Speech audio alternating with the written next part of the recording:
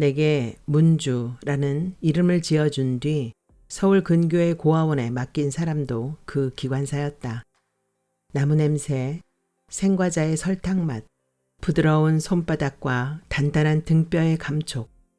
그는 내게 이름이나 얼굴이 아니라 그렇듯 몇 개의 조각난 감각으로 남아있다.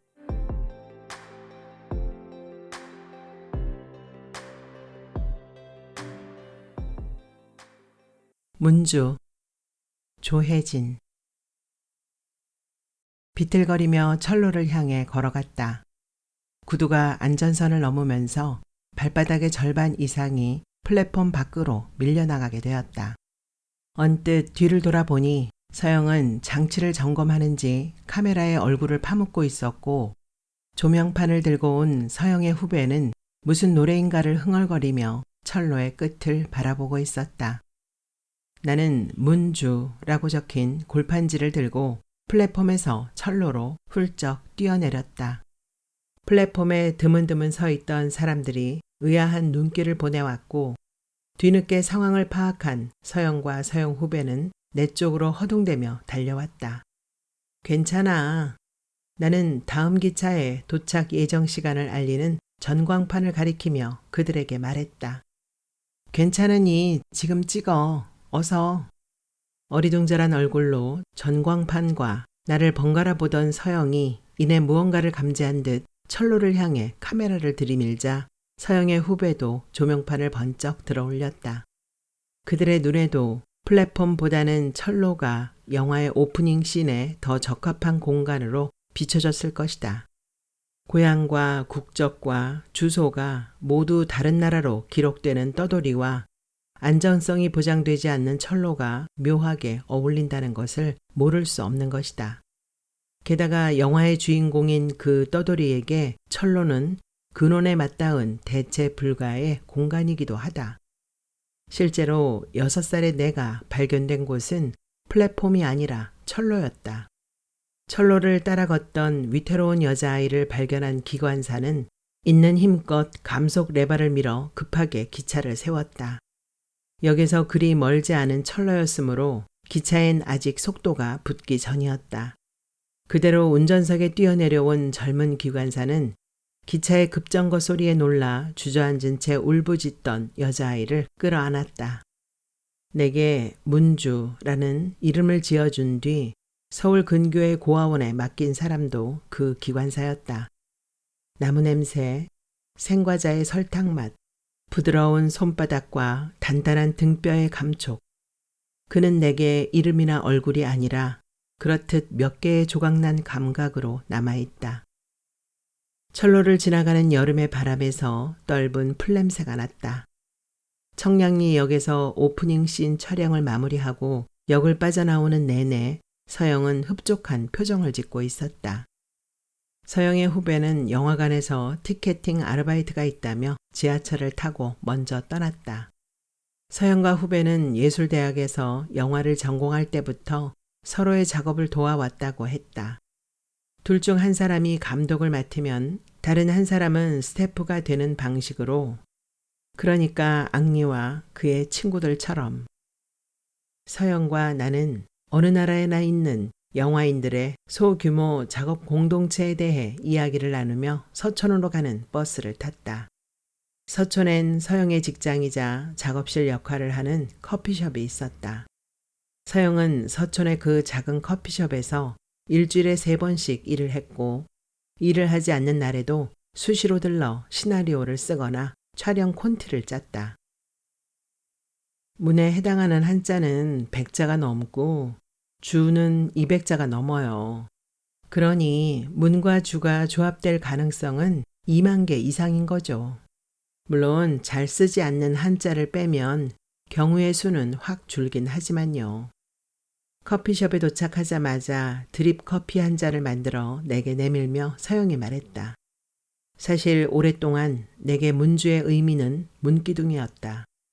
대학 시절 4년 가까이 나와 언어 교환을 했던 한국인 유학생이 표준 한국어 사전에 나와 있다며 알려준 그 의미를 한 번도 의심하지 않았던 것이다. 어쩌면 문기둥이 마음에 들어서였는지도 모르겠다. 지붕을 떠받쳐주는 뿌리이자 건축물의 무게중심이 되는 문기둥은 내 삶과 가장 먼 곳에 있는 유적지 같았다. 마음에 들지 않을 수 없었다. 표준 한국어 사전 속 문주 카테고리에 문기둥 외에 또 다른 의미가 등록되어 있다는 건 서영을 만난 뒤에야 알게 되었다. 먼지. 일주일 전 공항에서 처음 만난 서영은 문기둥에 대한 이야기를 듣자마자 휴대폰을 꺼내 사전을 찾아보더니 그렇게 일러주었다. 한국의 동북 지역에서 문주는 먼지에 해당하는 사투리였던 것이다. 그날 공항철도를 타고 서울역 쪽으로 오면서 나는 먼지가 문주의 진짜 의미 같다는 상념에서 헤어나올 수 없었다. 한 곳에 정주하는 일 없이 작은 바람에도 속절없이 흩날리는 먼지처럼 나는 살아왔으니까. 어쩌면 그 기관사는 내가 기억하는 겉모습과는 달리 속내는 가혹한 사람이었을지 모른다는 과장된 배신감도 뒤따랐다. 철로 같은 곳에 버려진 아이라면 그 어디에도 흔적을 남기지 않고 사라지는 게 마땅하다고 그는 여겼을 수 있으므로 모든 생명체가 소멸하기 직전 마지막으로 존재하는 형태는 먼지일 테니까. 공항철도 차창 밖으로 흘러가는 풍경은 인천과 서울에 걸쳐 있는 선명한 여름의 일부였는데도 내 머릿속에선 유해한 먼지만 뿌옇게 내려앉는 아무도 살지 않는 도시가 허상처럼 세워지고 무너지길 반복하고 있었다. 잊어버려요. 사람 이름에 먼지를 갖다 붙이는 것도 상식적이지 않고, 게다가 그 기관사가 동북지역 출신일 가능성이 얼마나 되겠어요. 아무래도 먼지인 것 같다고 내가 다시 말을 꺼내자 서영이 조금은 강경한 말투로 대답했다. 그래, 네가 오라. 이 나라에선 언제나 네가 오라 생각하며 나는 서영에게서 받은 커피를 한 모금 마신 뒤 의자에서 일어났다. 내일은 내가 2년 가까이 위탁되었던 고아원을 찾아가기로 서영과 약속이 되어 있었다. 베로니카 수녀. 그녀는 이제 그 수녀원에 적을 두고 있지 않았지만 서영은 직접 고아원을 찾아가서 정면으로 부딪히면 그녀와 접촉할 수 있는 기회가 주어질 거라고 기대하는 듯 했다. 커피숍을 나와 나의 임시 거주지 쪽으로 나는 걸었다. 출연료는 줄 수 없지만 영화가 촬영되는 동안 숙박은 해결해 줄 수 있다고 2달여 전 내게 보내온 이메일에 서영은 썼다. 그 숙박 가능한 곳은 바로 서영의 자취집이었다. 서영은 독일에서 극작가로 활동하는 한국계 프랑스인이라는 내 특이한 이력을 취재한 기사를 읽은 뒤 저는 한때의 영화 학도로서 그저 당신에 대한 다큐멘터리 형식의 단편 영화를 찍고 싶은 것뿐이에요. 라고 용감하게 이메일에 썼다. 집이니까요. 이 문장으로 시작되는 그녀의 2번째 이메일은 첫 번째보다 더 강렬한 인상을 남겼다. 왜 떠돌이의 이름 같은 것에 관심을 갖게 됐느냐고 묻는 내 질문에 대한 그녀의 답장이었다. 이름은 우리의 정체성이랄지 존재감이 거주하는 집이라고 생각해요. 여긴 뭐든지 너무 빨리 잊고 저는 이름 하나라도 제대로 기억하는 것이 사라진 세계에 대한 예의라고 믿습니다. 그 2번째 이메일에 내 마음이 움직인 건 맞지만 사실 나는 그녀에게서 처음 이메일을 받았을 때부터 그녀의 제안에 매혹되어 있었다. 숙박비 걱정 없이 한국에서 1달 가까이 시간을 보낸다는 건 이상적인 휴가 계획 같았고 내 오래전 이름의 의미를 추적해가는 영화의 내용도 흥미로웠다. 무엇보다 영화를 찍는 동안 그 기관사를 만날 수 있을지 모른다는 기대감은 일이 손에 잡히지 않을 만큼 나를 압도하곤 했다. 내가 1달 정도 머물렀던 그의 집에 한 번만이라도 다시 가볼 수 있다면 어떤 대가라도 치를 의향도 있었다. 결국 나는 한국행 비행기에 몸을 싣게 되었고 서영의 집은 나의 임시 거주지가 되었다. 내가 서영의 집에서 지내는 동안 서영은 자취하는 친구들에게 번갈아가며 신세를 질 거라고 했다. 서영의 집 앞에 도착했다. 가파른 오르막길 끝에 있는 허름한 건물.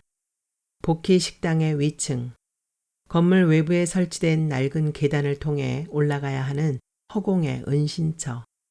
그래서 때때로 그 외부 계단들이 이 세계를 빠져나가는 통로처럼 느껴지는 곳. 오늘도 복희 식당엔 손님이 없었고 노파는 반쯤 입을 벌린 채 뒷면이 튀어나온 구식 텔레비전을 올려다보고 있었다. 복희 식당은 서영이 이사 오기 전부터 건물 1층을 차지하고 있었는데 그때도 손님은 거의 들지 않았다는 이야기를 들은 적이 있었다. 식당이 그리 위생적으로 보이지 않는 데다 음식이 대체로 짜서이기도 했지만 그보단 신경질적이고 불친절한 노파의 성격 탓일 거라고 서영은 추측했다. 나 역시 복희 식당에서 식사를 한 적은 아직 한 번도 없었다. 서영이 들려준 이야기 때문만은 아니었다. 내가 가장 두려워하는 노년의 모습이 노파에게는 있었다. 관성이 되어버린 외로움과 세상을 향한 차가운 분노, 그런 것을 꾸부정하게 굽은 몸과 탁한 빛의 얼굴에 고스란히 담고 있는 모습. 나는 타인을 보며 그런 식으로 세상으로부터 버려지는 나의 미래를 연상하고 싶지 않았다. 복희는 누군가의 이름일까?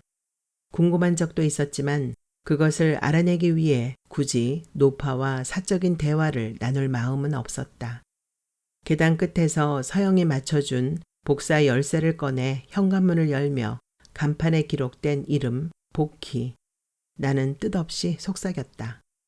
등 뒤에서 현관문이 닫힌 순간 시야가 깜깜해졌다. 센서 등은 고장나 있었고 외출 전에 커튼을 모두 내려놓은 탓에 외부의 빛은 한 줌도 들어오지 않았다. 나는 다음 대사와 액션을 지시받지 못한 배우처럼 짙은 어둠을 응시하며 그저 우두커니 서 있었다. 앙리가 그토록 탐닉했던 스크린의 바깥이 이런 곳이 아닐까 생각하니 방금 전 내 손으로 문을 닫은 등 뒤의 세계가 낯설게 느껴졌다. 하긴 문 밖의 세계란 언제나 평면으로 펼쳐진 사각형으로 정형화되어 기억되는 곳이었다.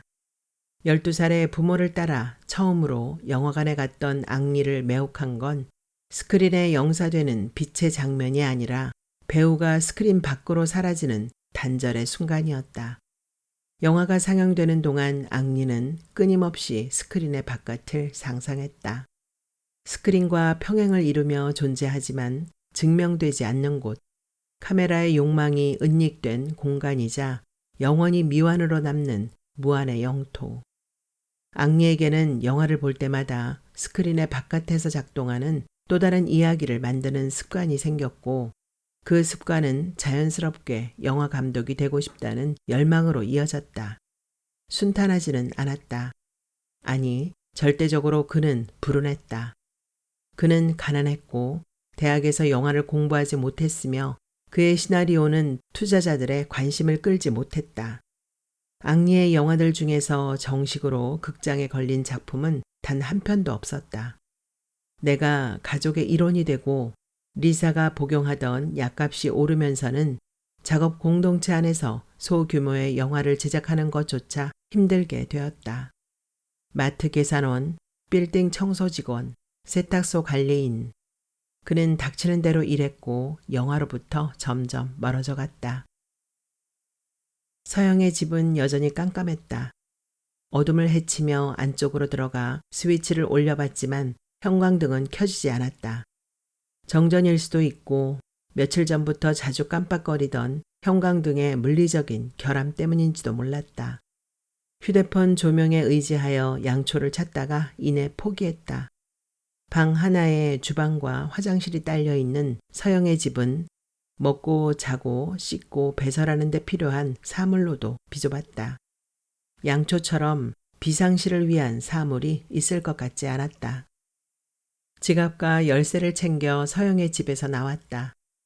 정전은 국소적으로 발생했는지 서영의 집을 중심으로 주변의 몇몇 창문들만 어두울 뿐 멀리 보이는 대로 쪽은 밤의 조명을 안전하게 품고 있었다. 손으로 난간을 확인하며 계단을 내려가자 복희 식당 유리문에 어른거리는 희미한 빛이 눈길을 끌었다. 노파는 양초가 놓인 테이블 앞에 앉아 있었고 벽에는 노파보다 3배 정도 큰 그림자가 근심 많은 자세로 그런 노파를 내려다보고 있었다. 그 풍경에서 나는 좀처럼 시선을 거둘 수가 없었다. 식당 안의 촛불은 마치 플래시백을 위한 도구인 양 크고 작은 빛으로 조금씩 번져가더니 어느새 내 기억의 내부를 훤히 밝히기 시작했다.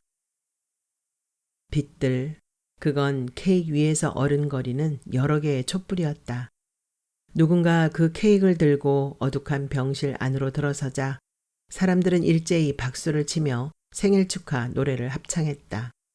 앙리가 58살이 되는 날이었고 동시에 더 이상의 연명 치료를 거부한 채 퇴원을 하루 앞둔 날이기도 했다.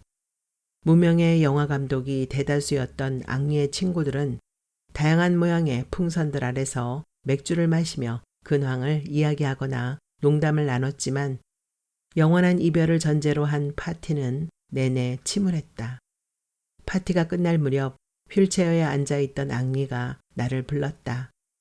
나나, 내가 마지막으로 찍고 싶었던 영화에 대해 혹시 알고 싶니? 다가가 앙리 곁에 앉자 앙리는 그렇게 물었고 알고 싶어. 나는 대답했다. 저만치서 리사는 홀로 빛을 잃은 채 사람들 사이에 서 있었다. 이야기를 모두 마친 앙리가 한 손을 뻗어 내 뺨을 어루만졌다. 나는 새끼 고양이처럼 눈을 감은 채 한참 동안 그 손바닥에 얼굴을 부벼었다.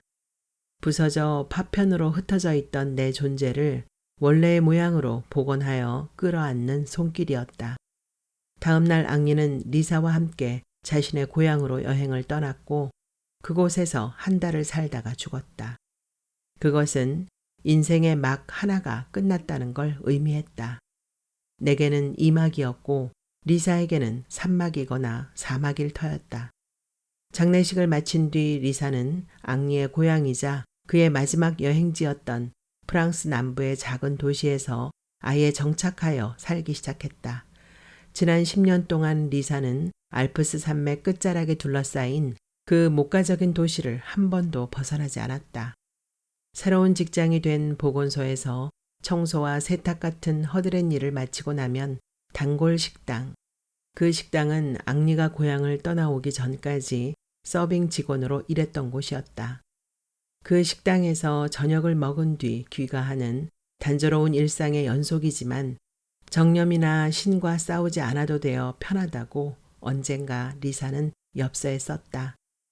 나는 종종 그녀가 거의 매일 들른다는 그 단골 식당을 머릿속으로 그려보곤 한다.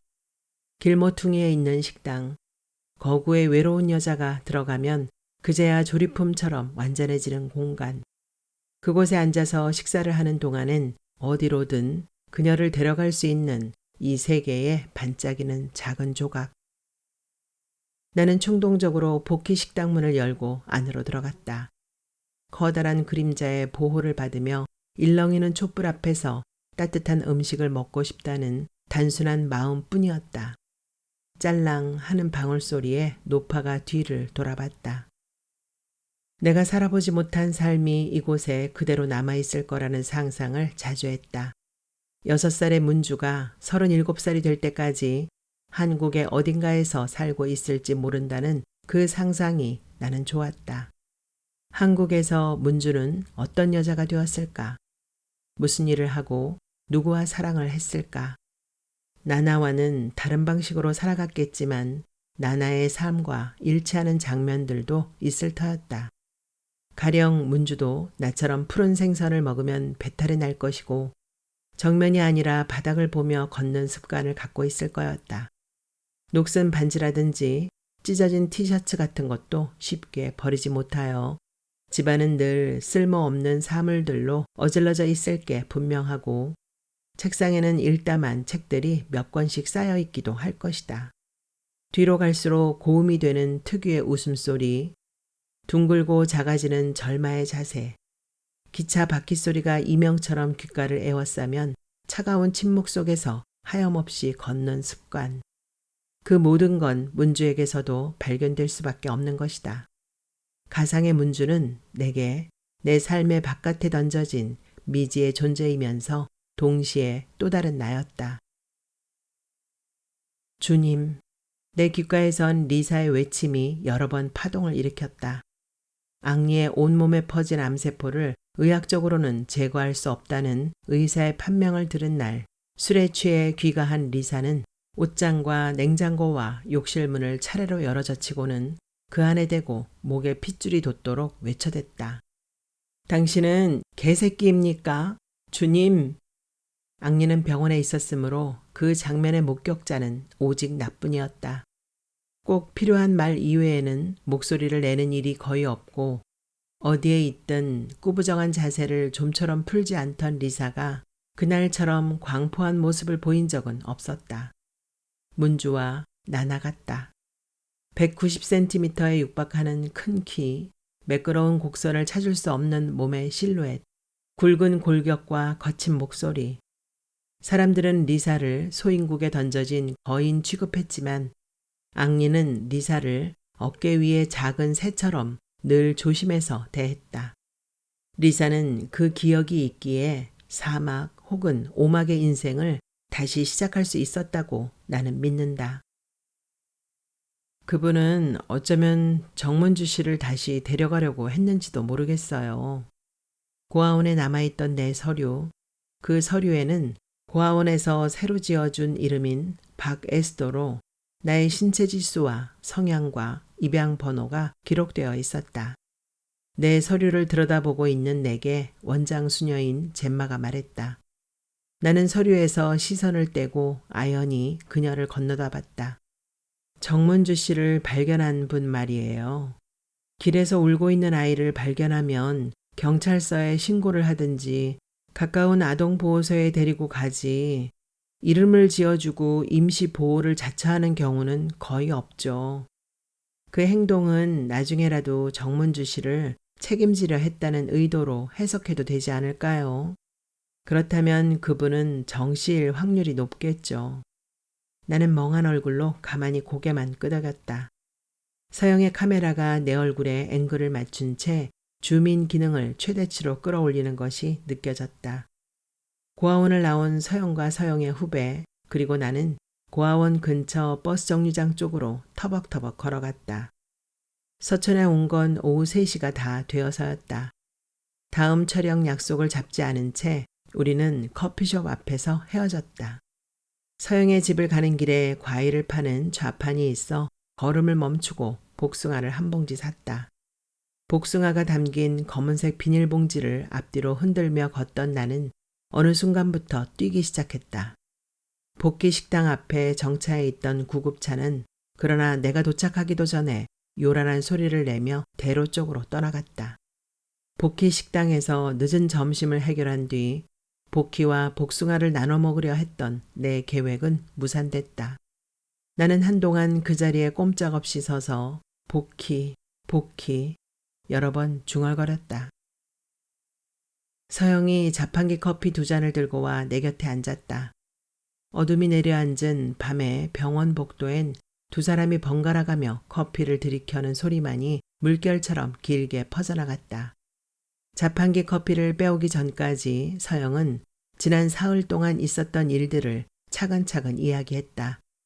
그 이야기는 서영이 철도청 직원으로 일하는 대학 친구의 오빠를 통해 기관사들이 친분을 위해 만든 주소록을 얻게 된 시점부터 시작되었다.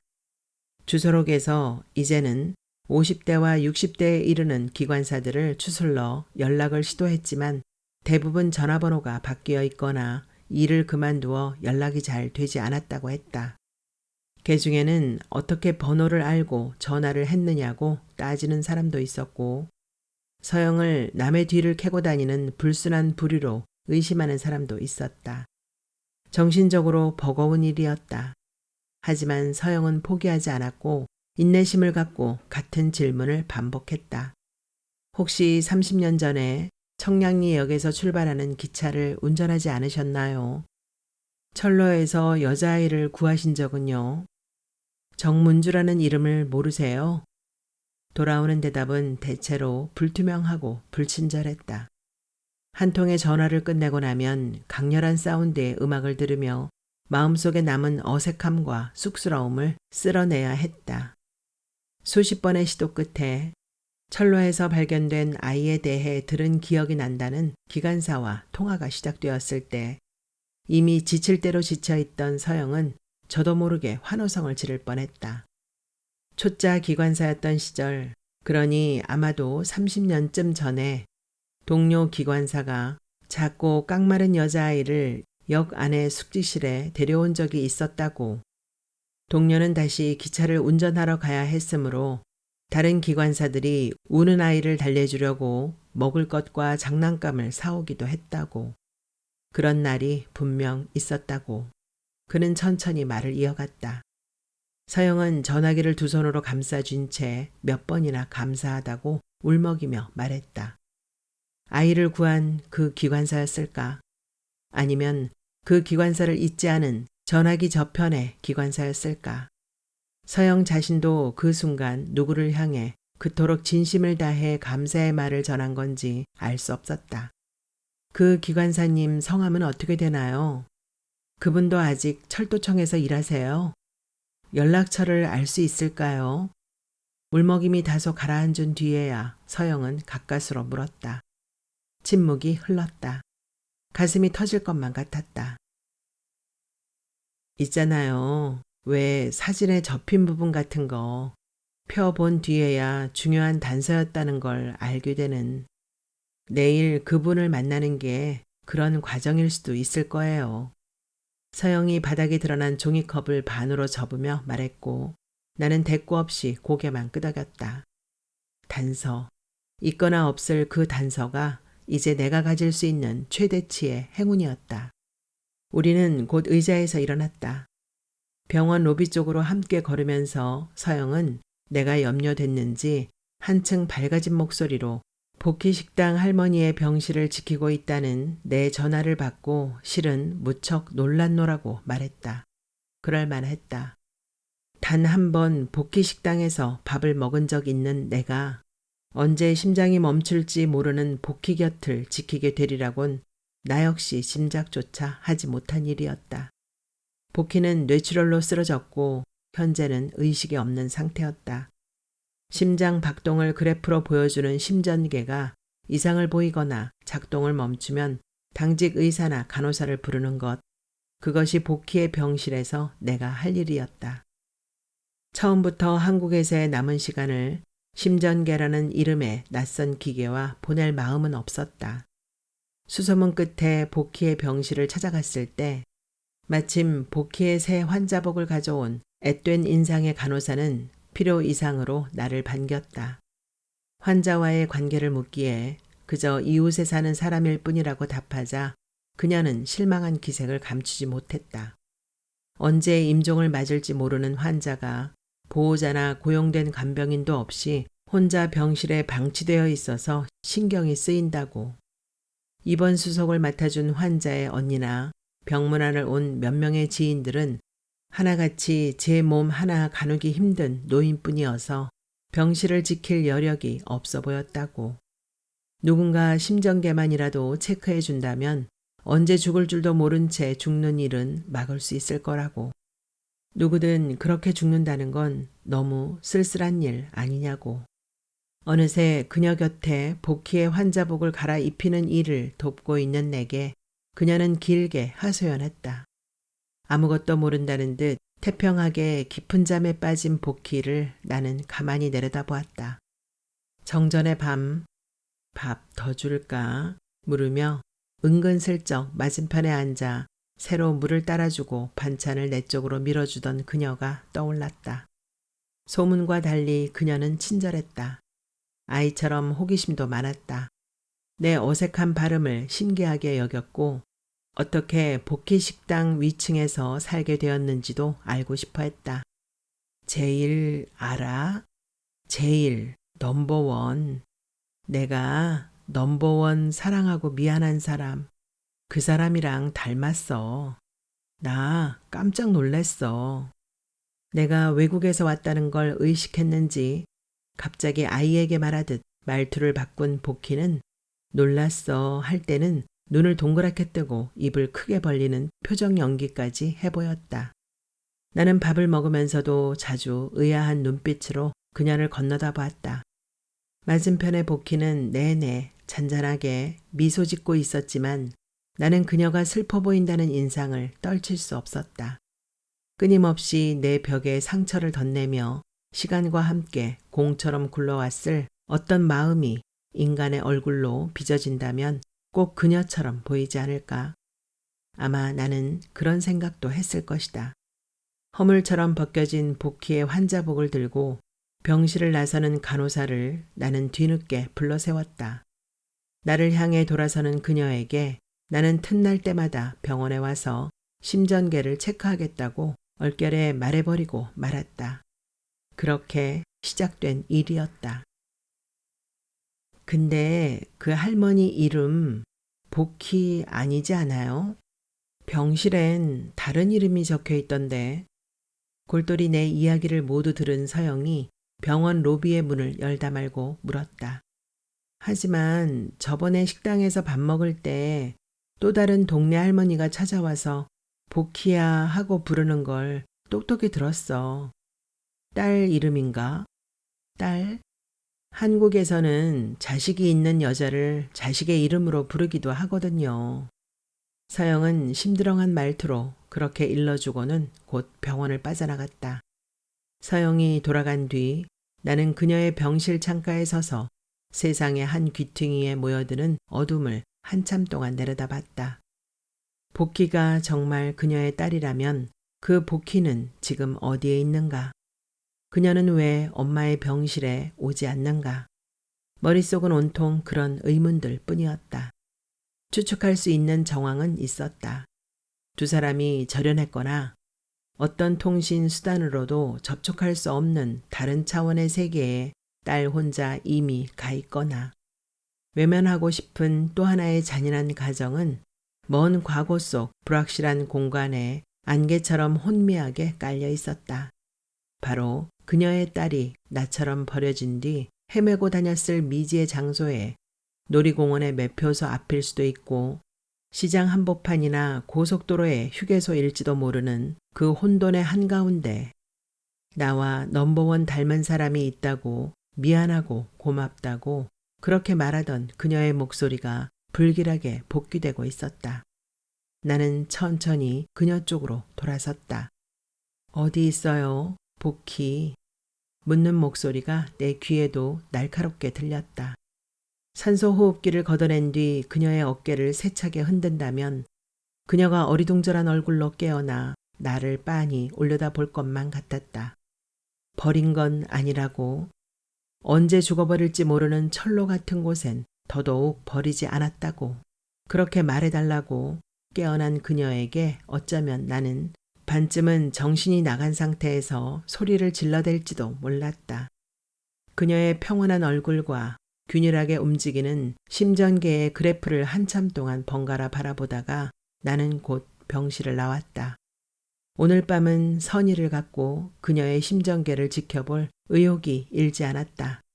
어쩌면 그건 다시는 내게 오지 않을 선의였다. 나는 우리 가족의 기원에 대해 찍고 싶었어. 58번째 생일에 앙리는 내게 말했다. 여름이었지. 얼굴의 모든 근육을 찡그리며 최선의 힘으로 웃어 보인 뒤 그는 다시 말을 이어갔다. 오래전 여름 앙리와 리사는 이제 막 사랑에 빠진 연인이 되어 테두리에서부터 푸르게 변해가는 시간을 함께 통과하고 있었다. 그 푸른 시간의 침입자는 몇 해 전에 앙리와 영화 작업을 함께한 적이 있는 동료였다. 리사와 손을 잡고 해변을 걷던 앙리는 맞은편에서 걸어오던 그를 발견하고는 얼어붙은 듯 그 자리에 멈춰섰다. 그쪽에서도 앙리를 알아보고는 웃으며 다가와 악수를 청했다. 앙리는 어느 순간부터 리사의 손을 놓고 있었고 그에게 리사를 소개하지도 않았다. 앙리는 그저 새롭게 촬영에 들어갈 자신의 새 영화에 대해 떠드는 그를 굳은 얼굴로 바라보았고 그가 먼저 해변을 빠져나간 뒤에야 리사가 곁에 있었다는 걸 깨달았다. 앙리와 리사는 서로를 똑바로 쳐다보지 못했다. 그날 숙소로 돌아올 때까지 침묵은 계속 이어졌다. 먼저 침묵을 깬 건 리사였다. 내가 부끄럽다면 헤어지고 싶다는 리사의 말에 앙리는 제발 리사 절박하게 속삭였다. 순간적으로 부끄러워했으므로 나 역시 혼란스럽지만 당신을 부끄러워하는 내가 더 부끄러운 것만큼은 분명하다고. 이 부끄러움이 진심이라면 사랑은 아직 유효하다고 믿는다고. 앙리는 등을 보인 채 서 있는 리사에게 고백했다. 리사는 앙리의 말을 의심하지 않았을 것이다. 어쩌면 단 한 번도 의심 같은 건 하지 않았는지 모른다. 그날 밤 리사는 앙리에게 처음으로 아이를 갖고 싶다는 이야기를 꺼냈다.